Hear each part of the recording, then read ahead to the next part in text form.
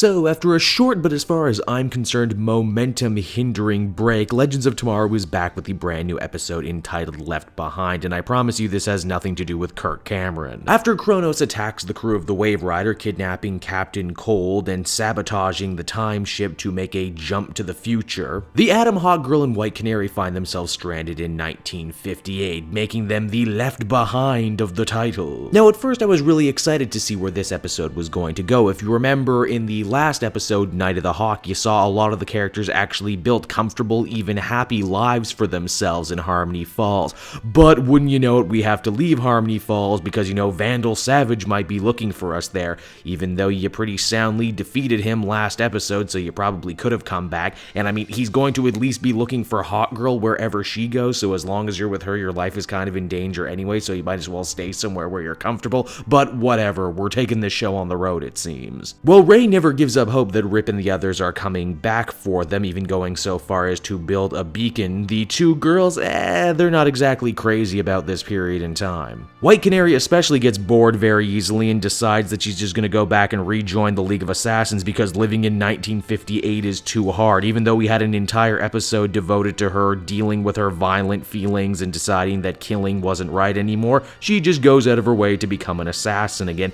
You know, there was other more interesting ways they could have dealt with this problem. Maybe she decides to make a lot of money by inventing Microsoft or Starbucks before their time. But no, just assassin times all over again. And yes, I know they explain later there's this thing called time drift, wherein if you're stranded in a time period for too long, your personality begins to change. But A, she makes that decision very early on in their stay. And B, I bet you it's only a matter of time before they contradict this rule again, because this is Legends of Tomorrow, and if there's one thing they love more than creating arbitrary rules, it's breaking said arbitrary rules. Hawkgirl and Atom actually end up growing their relationship even more this episode, almost to the point where they're about to get married because they've been stranded in that time period for a whopping 2 years. She became a librarian and he became a professor, which is amazing to me because they were able to do this, you know, without IDs, without birth certificates, without any information altogether. I guess back in those days, anyone could become a professor if you just showed up book smart enough and with a cup of coffee on the day the school opened. Now, when Rip and the rest of the team do return for those they left behind, Hawkgirl pretty much starts acting like the 2 years she spent with Atom never happened at all, blowing him off completely even though he was about to propose to her. Again, they chop that up to time drift, changing her personality, and she didn't mean anything by it, but at the same time, if the girls were so affected by time drift, why did nothing happen to Atom? I mean, this poor dude got led around for 2 years and they play it off like a joke. Now, for a second there, I was afraid this was going to be a Captain Coldless episode, but luckily at the other end of the episode, we have his plot dealing with Chronos. Now, why would Chronos, a bounty hunter hired by the Time Masters, bother to steal Snart of all people when his mission, as far as we've known up until this point, has been Rip Hunter?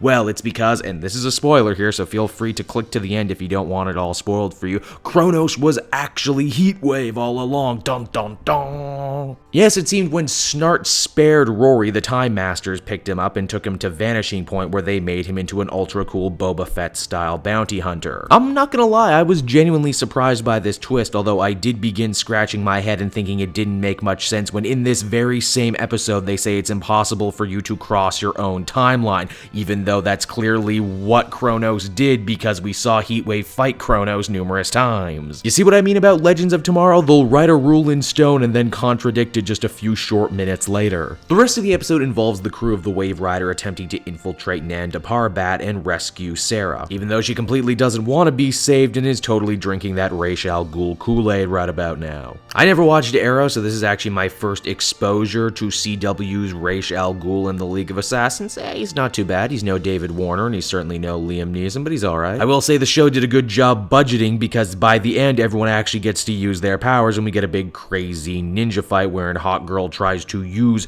what White Canary had taught her in a previous episode to get her back to herself. It's all very believe in yourself, believe in the power of friendship stuff, but then Chronos comes in and shit gets even crazier because you got crazy laser blasts and ninja fights all going on at once. But by far the weirdest thing is that they actually take Chronos / Heatwave prisoner at the end of the episode and say, oh, you know, he was our friend once upon a time and he'll be our friend again. We believe in him.